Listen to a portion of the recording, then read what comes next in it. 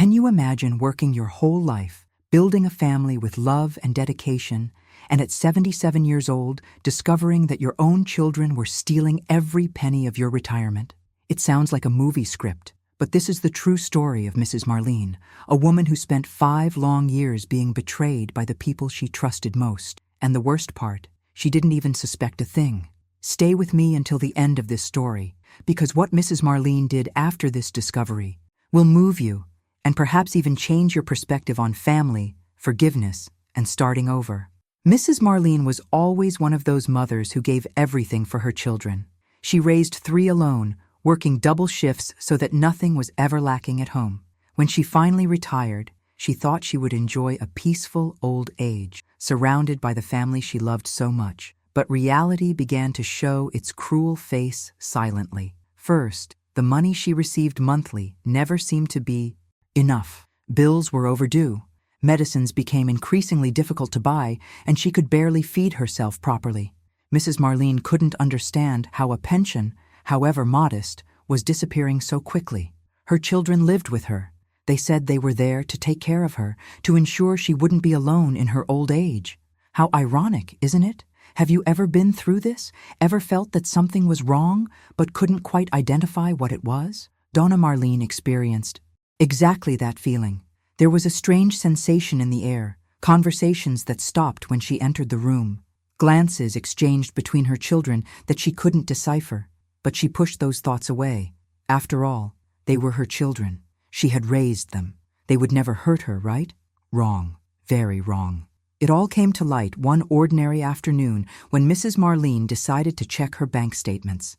She had never been very attentive to these things, always trusting that the money would be there when she needed it. But something led her to ask a neighbor for help accessing her online account. And that's when her world crumbled. Transfers, dozens of them. Withdrawals she had never made.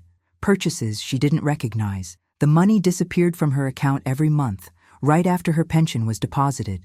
It was her children. Her own children had access to her bank details and had been systematically stealing every penny for over 5 years. What would you do in this situation? Can you imagine the pain of discovering that the people you love most in the world are stealing from you? Donna Marlene felt as if the ground had opened up beneath her feet. She cried, trembled, and spent the night awake, trying to understand how she had reached this point. But the next day, with a broken heart, she did what needed to be done. She confronted her children. She placed the bank statements on the kitchen table and waited for an explanation, an apology, any sign of remorse. What she heard was worse than the robbery itself. Coldly, one of her sons looked her in the eye and said, "You owe us this, Mother, after everything we've been through because of you."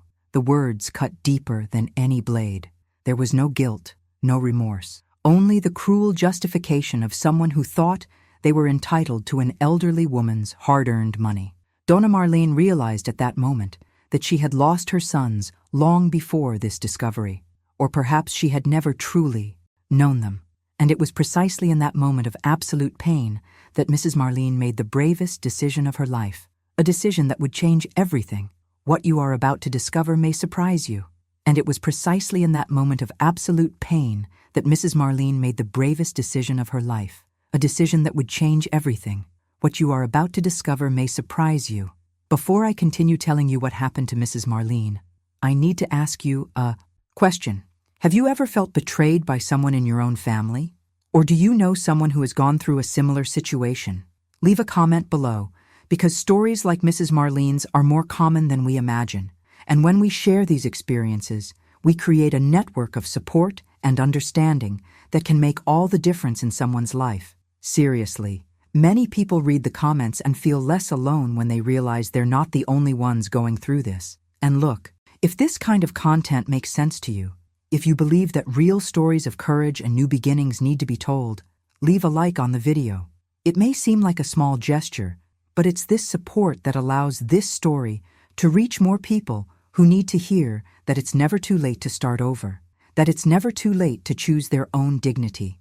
And if you're not yet subscribed to the channel, subscribe now and turn on notifications. Here we tell real stories of people who had the courage to change their lives, to face the impossible, to prove that age is just a number when it comes to dignity and new beginnings. These are stories that inspire, that move, and that show that life can always give a new chance to those who have the courage to accept it. Now let's go back to Mrs. Marlene, because what she did after hearing those words from her own children was something no one expected, not even she herself. That night, Mrs. Marlene couldn't sleep. She sat on the bed, staring at the ceiling, feeling the weight of 77 years of life pressing on her chest. Her hands trembled, not from cold, but from an explosive mixture of anger, sadness, and fear. Fear of what was to come. Fear of making a decision that seemed impossible for a woman her age. But you know that moment in life when you reach a point of no return?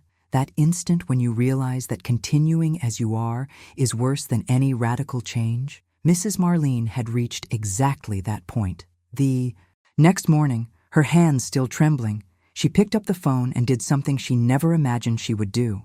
She reported her own children. She called the authorities and told them everything. Every transfer, every withdrawal, every lie. Her voice faltered as she spoke, because reporting a child is not just a legal action. It's tearing a part of your own soul. It's admitting to the world, and especially to yourself, that the family you built with so much love has become something unrecognizable. While recounting the events on the phone, Mrs. Marlene wasn't sure if she was doing the right thing. Doubts pierced her mind like arrows. What if I'm exaggerating? What if they really needed that money?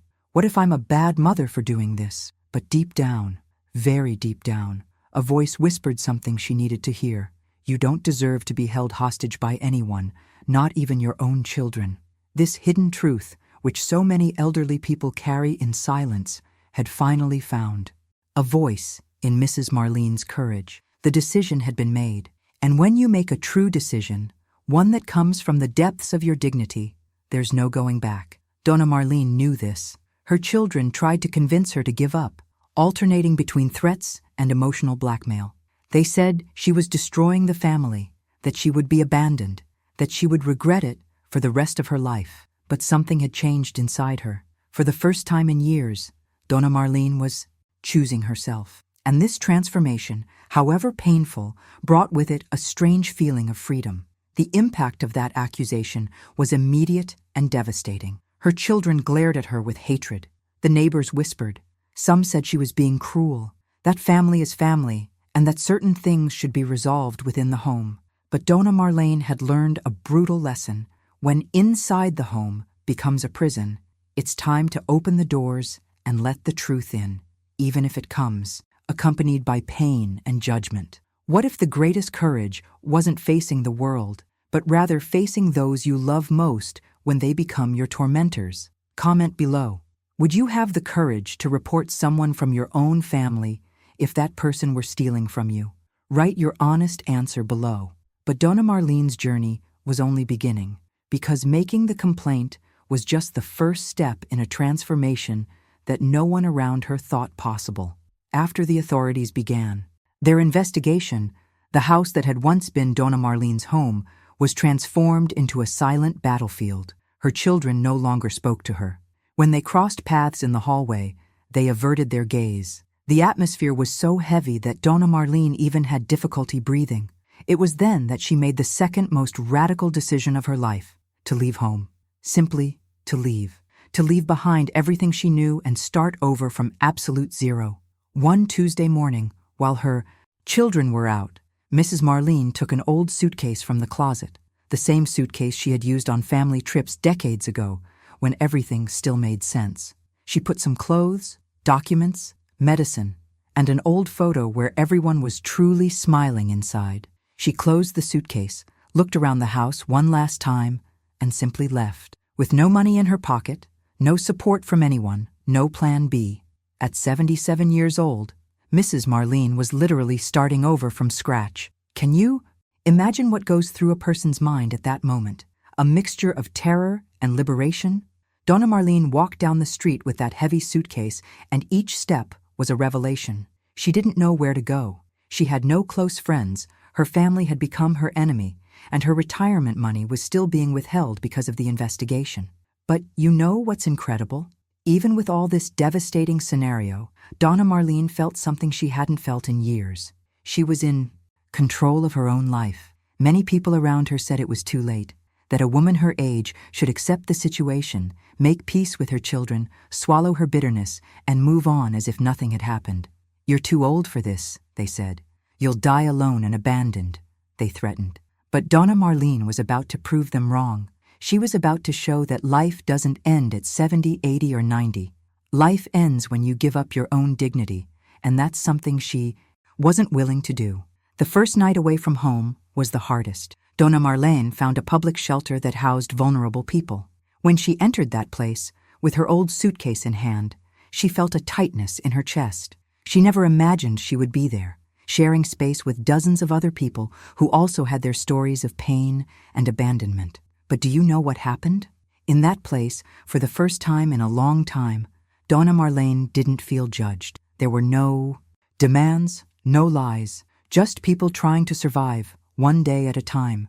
But what Mrs. Marlene didn't yet know was that the shelter held something that would completely change the course of her life. The first few nights in the shelter were, without a doubt, the harshest reality that Donna Marlene had ever faced in her entire life. Sleeping in a narrow bunk bed, sharing a cramped space with dozens of other women, hearing muffled cries during the early morning hours, smelling disinfectant mixed with despair. All of this was a brutal shock for someone who had always had her own bed, her own house, her own routine. Donna Marlene looked at the cracked ceiling and wondered how she had gotten there.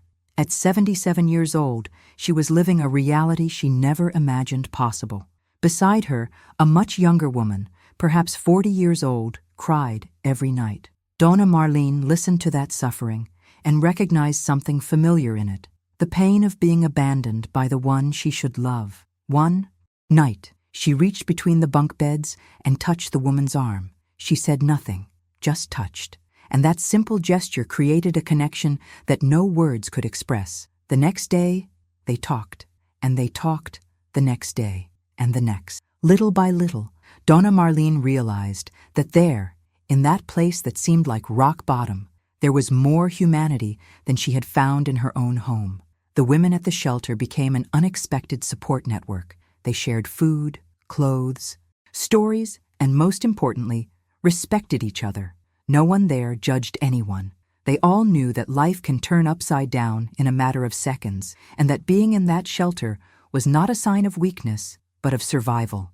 Donna Marlene began to realize something revolutionary. She was being treated with more respect by complete strangers than by the very children she had raised. It was a painful but liberating revelation. For years, Donna Marlene had accepted crumbs of affection disguised as familial love. She accepted being disrespected, robbed, manipulated, all in the name of a blood tie that in the end meant absolutely nothing. But there, in that shelter, among women who had nothing to offer but their own company, Donna Marlene found something precious: dignity. People asked how she was, listened to her stories, shared their own pain without expecting anything in return. It was simple, it was sincere, it was real. Donna Marlene's mindset began to change. She realized that the behind-the-scenes impact of the perfect family life she had tried to build for decades had been a cruel illusion. True family isn't the one you create biologically, but the one you choose, and that chooses you back. And these women in the shelter, each with their own baggage of pain and hope, were choosing Donna Marlene every day, simply for being there, for existing, for resisting. A woman named Rosa, who slept a few beds ahead, used to say, "Here we don't have much, but we have each other.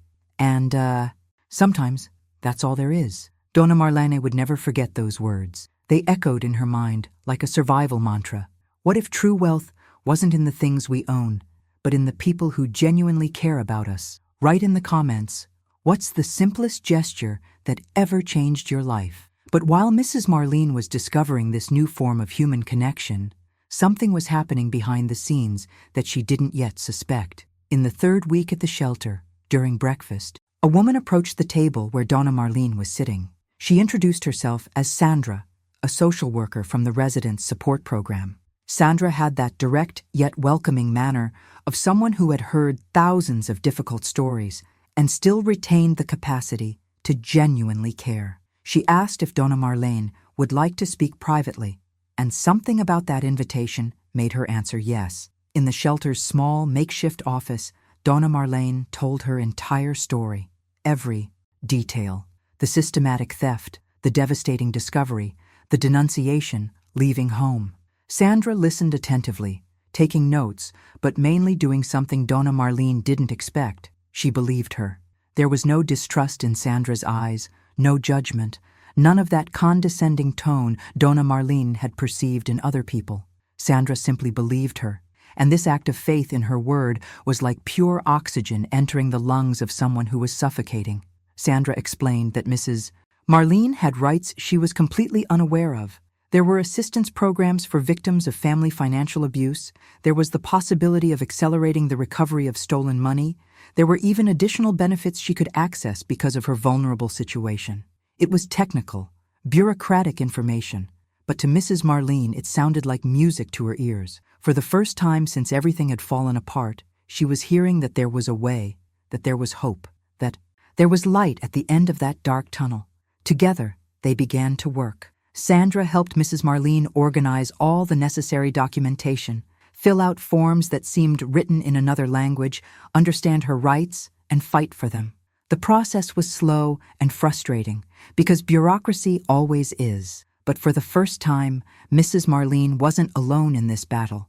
She had someone by her side who knew the system, who knew exactly which doors to knock on, which arguments to use, how to transform all that pain into concrete action. A few weeks later, the first victory came. Some of the stolen money began to be recovered. It wasn't everything, not even half, but it was something. It was tangible proof that justice, however slowly it moved, still existed. Donna Marlene cried when she saw that deposit in her account. They weren't tears of sadness, they were tears of relief, of validation, of hope being reborn. Sandra also helped her access benefits that Mrs. Marlene didn't even know existed: housing assistance, food vouchers, and supplementary medical care. Each small benefit approved was a brick being laid in rebuilding Mrs. Marlene's life. And most importantly, she was learning that asking for help wasn't a sign of weakness, but of intelligence, that accepting support didn't diminish her strength, but multiplied her possibilities. The transformation was visible. Donna Marlene, who had arrived at the shelter with her shoulders hunched by the weight of defeat, now walked with her head held high. She had a plan. She had hope. For the first time in a long time, she had a possible future.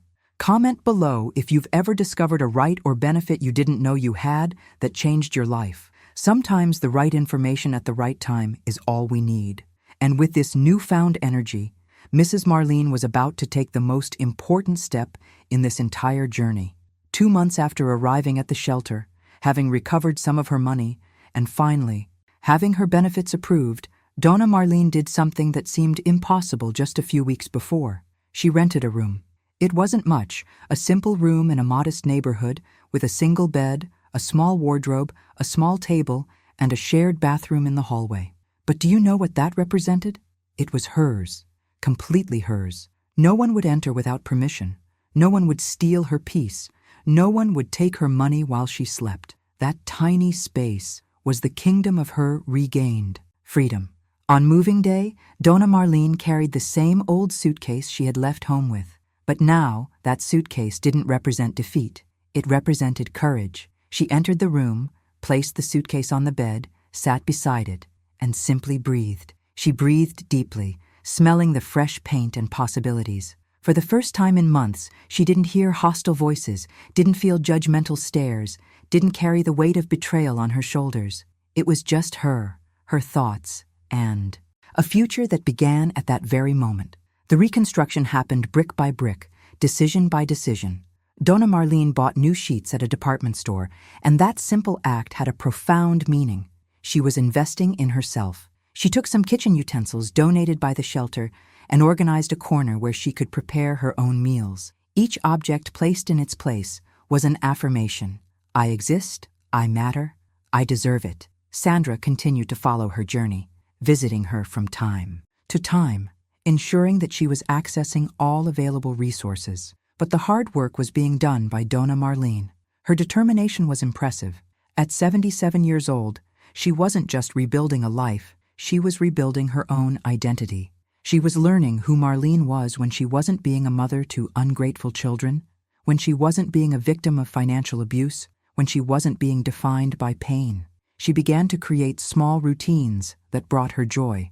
She would wake up early, have coffee while looking out the window, and walk to the neighborhood square. She met the owner of the corner bakery, who always saved the freshest bread for her. She befriended her neighbor in the next room, a widowed lady who also lived alone. These simple, everyday connections were proof that life can be rebuilt from small gestures and genuine connections. The impact of this transformation went far beyond the physical.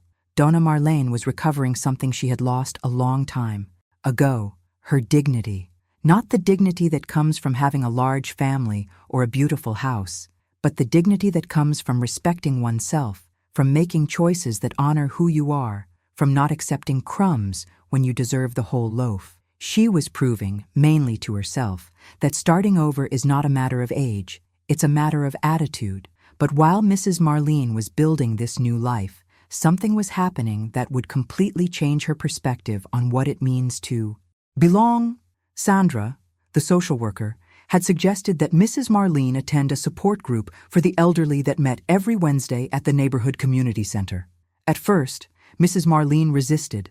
The idea of sharing her story with strangers, of exposing her still open wounds, seemed too frightening. But Sandra insisted with her firm yet caring manner. "Trust me, Marlene. You need to be around people who understand."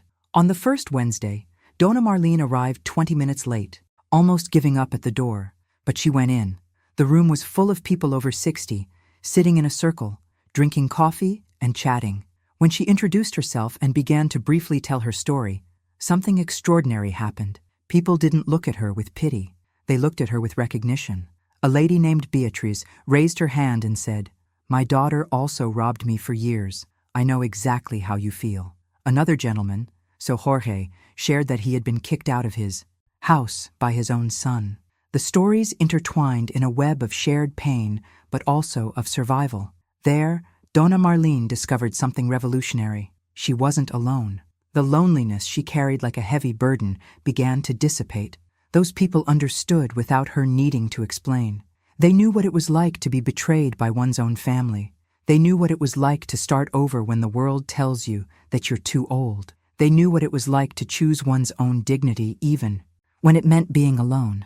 Week after week, Donna Marlene returned, and those people who started out as strangers quickly became friends. Real friends. When she finally managed to buy a used sofa for her room, Beatriz and her Jorge went along to help carry it. When she had an anxiety attack in the middle of the night, she called Beatriz, who stayed on the phone with her until sunrise. When she turned 78, the whole group gathered in her little room for a surprise party with cake and candles. They were simple gestures, but full of meaning. These people celebrated their small victories as if they were monumental achievements. When Mrs. Marlene got a discount at the pharmacy, they celebrated. When she planted a succulent on the windowsill, they took a picture. When she finally managed to sleep a full night without nightmares, they applauded.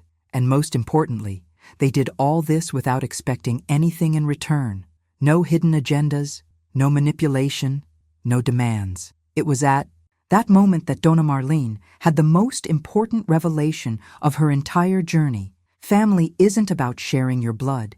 It's about sharing your path. These people, who had no obligation to her, were more present than the children she had raised for decades. They chose to be there, and Donna Marlene chose them back. This mutual, free, and genuine choice was what was missing in her life. But this new family that Mrs. Marlene had found would be tested in a way that no one expected. A year had passed since Donna Marlene left home with only one suitcase. 365 days of rebuilding, of small victories, of painful learning about who she really was. She was in her room, organizing some donated clothes she had received, when the phone rang.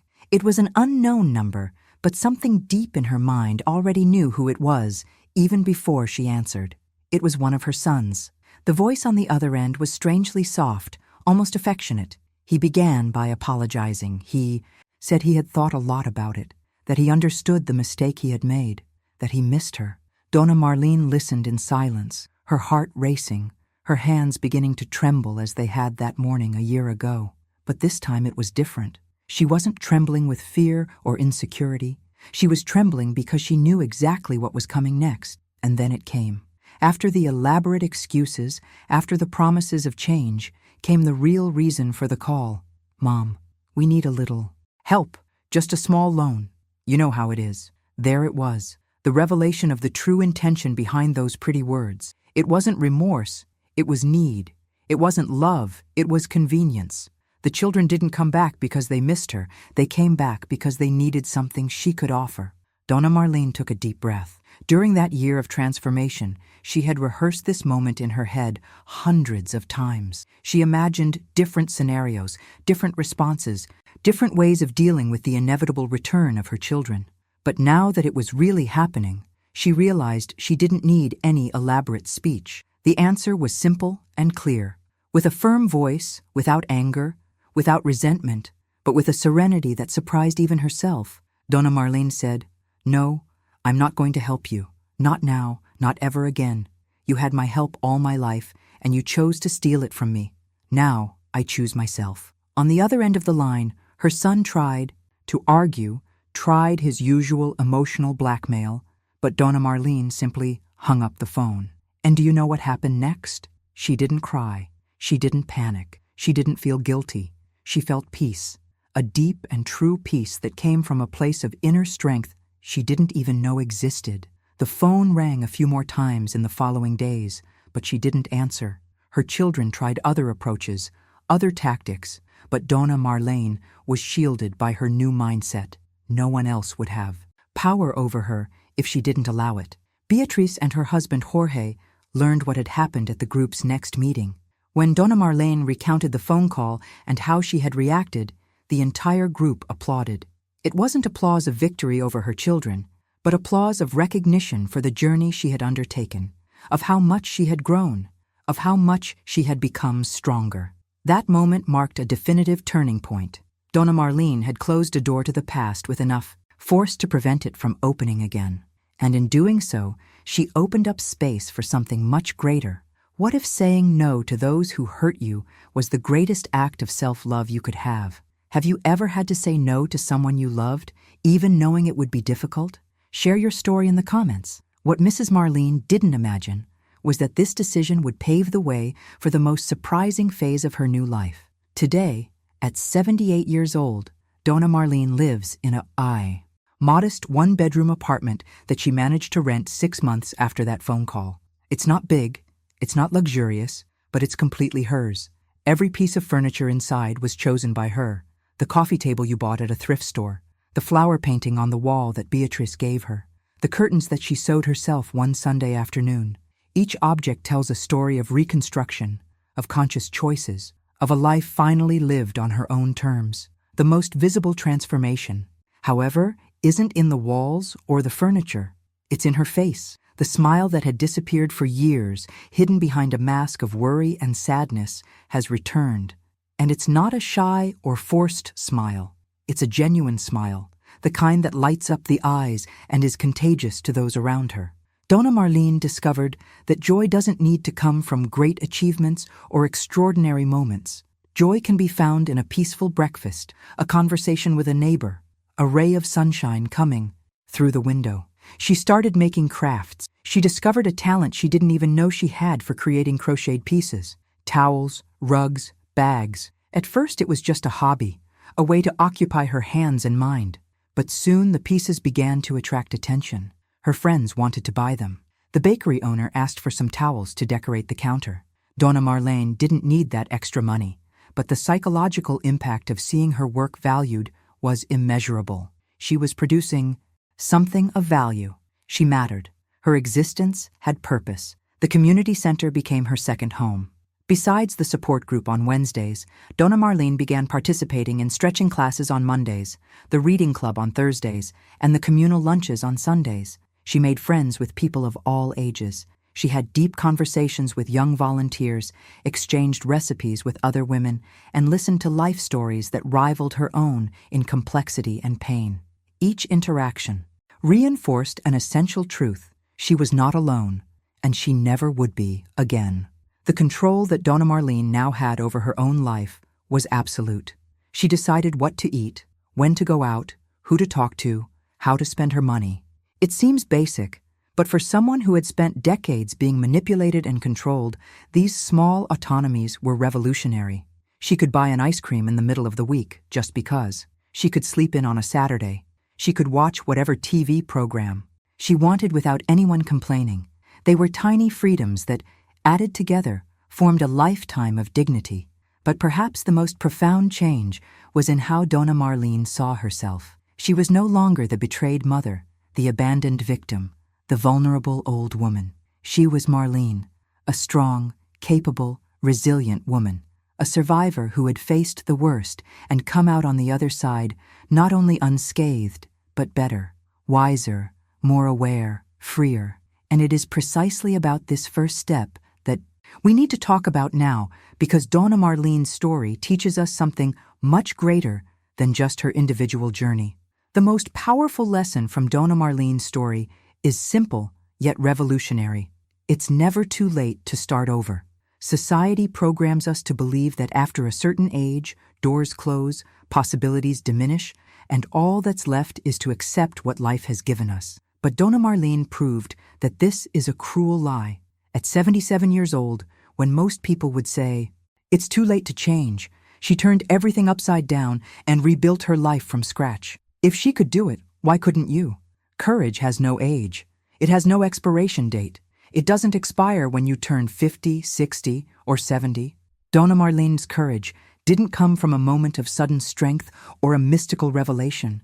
It came from a much deeper and truer place, from the decision to no longer accept being diminished, robbed, and disrespected. It came from the recognition that her dignity was worth more than the false peace of a dysfunctional family. And that decision, however painful it may have been, is what saved her life. But perhaps the hardest truth to swallow is this: sometimes, choosing yourself means leaving behind even those you loved most. Donna Marlene loved her children. She raised them alone, sacrificed her own dreams for them, gave them everything she had and everything she was. But this motherly love, however intense, could not continue to be the prison where she would spend the rest of her life. She had to make a brutal choice between continuing to be the mother of children who exploited her or being the master of her own existence. And she chose herself. This doesn't make her a bad person. It makes her a survivor. No one deserves to be a prisoner of their own family. This is a truth that many people need to hear, but few have the courage to say aloud. Family should be a place of safety, unconditional love, and mutual support. But when it becomes a source of abuse, manipulation, and suffering, there is no moral obligation to remain. Blood ties do not justify mistreatment, and forgiving does not mean accepting being victimized repeatedly. The impact of Donna Marlene's story goes far beyond herself. How many people are living through similar situations right now? How many elderly people are being financially exploited by family members who should be protecting them? How many people of any age are trapped in toxic relationships because they believe there is no way out? Donna Marlene's journey is a beacon for all these cases. It is living proof that change is possible, even when everything seems lost. The mindset that Mrs. Marlene developed throughout this transformation is something we can all learn from. She learned that asking for help is not weakness, that starting over is not failure, that choosing yourself is not selfishness, that true family is the one you choose, not necessarily the one you were born into. These lessons came at a high price, wrapped in pain and tears, but now they are a permanent part of who she is. But before we finish, there's something very important I need to tell you about this whole story. If you've made it this far, it's because Donna Marlene's story touched something deep within you. Perhaps you know someone going through a similar situation. Perhaps you yourself are experiencing some form of emotional or family imprisonment. Or perhaps you just need to hear that starting over is possible, regardless of your age or situation. And I want to tell you, it is possible. This channel exists precisely for that reason, to bring real stories of ordinary people who made extraordinary choices, people who proved that life doesn't end at 60, 70, or 80, who showed that courage has no age and that dignity is non-negotiable. If this type of content resonates with you, subscribe to the channel and activate the notification bell, because every week there's a new story that will make you rethink what's possible in your own life. And look, if you've really stayed with me until the very end of this video, leave a comment saying, "Marlene inspired me."